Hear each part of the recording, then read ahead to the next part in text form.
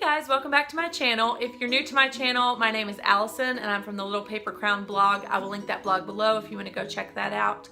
And today I'm doing a mini review of Preschool Math at Home. So if you want to see what's inside the book and a couple of demonstrations from how we use the book, just keep watching this video.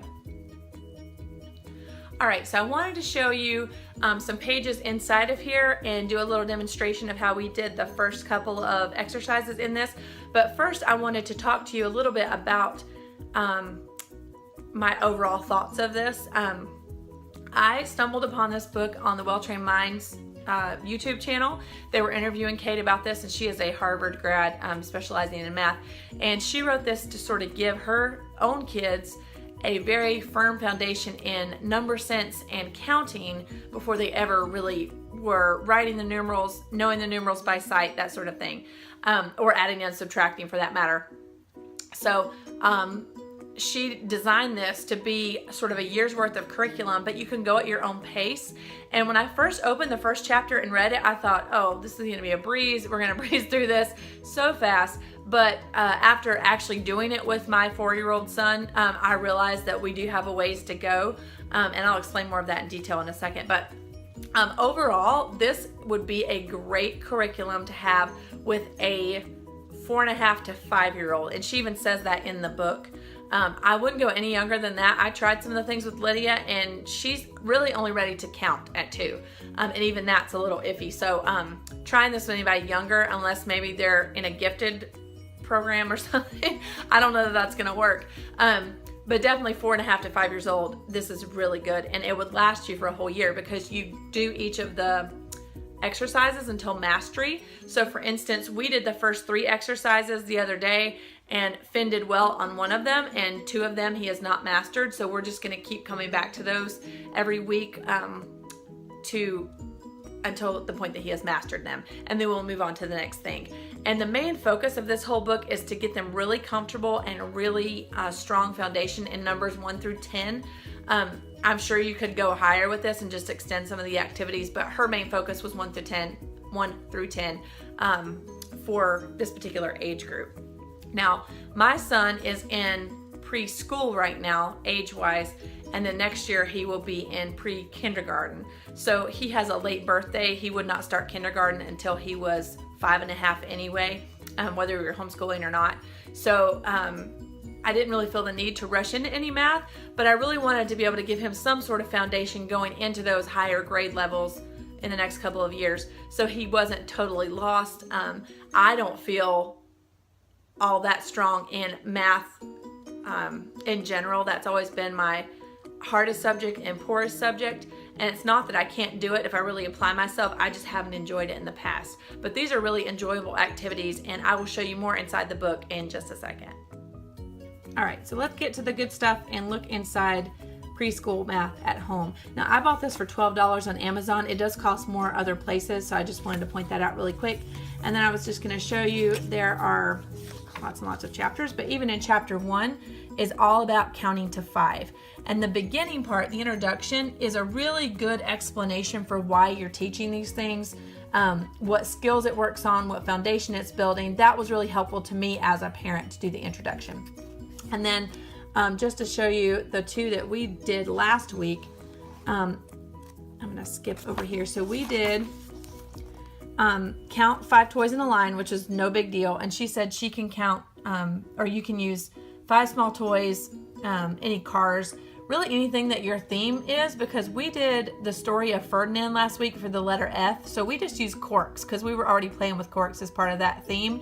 So I just lined up 5 corks in a row, and I had both kids count them. Lydia lost complete interest like 5 seconds in, so I just let her wander off, and I did this with Finn. But he liked it. He wanted to count. So then you could do anything, stuffed animals, books, anything to count in a straight line. And the main focus there was to prove that, or to show that your total number was whatever the last number you landed on. And I'll show that in the demonstration here in just a second.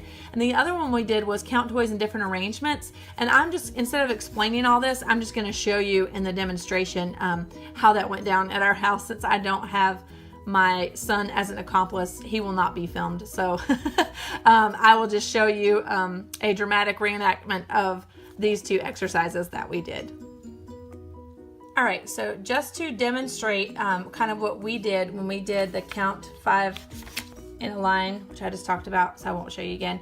I just lined up our corks, but in this case, I'm going to use cars, and I just had him count them physically. 1, 2, 3, 4, 5. It's just 5. That's it. That's all the setup required for activity 1. So if your kid masters that, I would say they're definitely ready to go on to the next activity. So then the next thing that you do is arrange them in different ways. So what I did was just take our objects, which at the time, like I said, were corks from the story Ferdinand. We're going to use cars for this again. So you would just take the same amount and show them, you know, you're not doing a trick or anything on them, playing a trick. You're just rearranging them. So then I rearranged our counters and I said, Finn, how many do we have now? And I don't know if he just wanted to count again or he thought I did something like a magic trick or something to change the amount, but he physically went back and went 1, 2, 3, 4, 5. And then he did that through several, like I think I even did something weird like this or something. It really doesn't matter the pattern. You're just trying to get them to understand that you're not changing the amount just because you change the way that the amount looks, if that makes sense. So like I did this again, and he again physically had to go 1, 2, 3, 4, 5. So I thought, oh, okay, he has not mastered this. Even though he can count to 5 and way higher than that out loud, he's not mastered the counting 1-to-1 aspect of it. So what I ended up doing after 3 or 4 tries of this, I didn't want him to get frustrated and feel like I was testing him or something. So I finally just said, okay, I'm going to show you this one more time. I said, okay, you see there are 5 things here. 1, 2, 3, 4, 5. Okay, I'm not going to add any to that. I'm not going to take any away. Now, how many cars are there?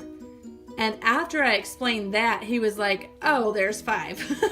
So I don't know if I was just explaining it wrong or he wasn't understanding what I was asking him to do. Either way, I don't think he was wrong or I was wrong. I think it was just how it went down. So we'll probably practice this a few more times before we move on to the next activity. And she has a lot of like finger games and stuff that you can play, like while you're waiting in the doctor's office or whatever. And then in the back, there's a whole appendix of printables that you can just scan and print or copy and print. So this is the 5 frame, which she talks about in the introduction. So I'm not going to go into that because I don't need it till chapter 3 and I'm not that far. So I haven't worried too much about that. But there's a little number race game that you can play. I've seen her play that on YouTube. And then there's number cards you can print out and laminate for them to have. So they're actually matching numerals to things eventually. And then back here, there's a 10 frame and a double 10 frame so that if they're counting higher than 5 or 10, you have the ability to use the 5 frame model that she talks about. But basically that's all I wanted to show you because I don't want to give away everything that's in there for Kate's sake, but this is not by any means a sponsored review. I just noticed on YouTube there weren't a ton of videos about this particular book, so I just wanted to provide this for anybody that wanted to see it, and I will link the Kate Snow channel down below, as well as a link to where you can buy this from the Well Trained Mind Press, although I did get mine on Amazon. I hope you enjoyed this video. If you want to see more things like this, just comment below. Make sure to like this video, and if you want to see more, as always, you should subscribe so you don't miss a thing. I hope you guys have a fantastic week, and I will see you in my next video.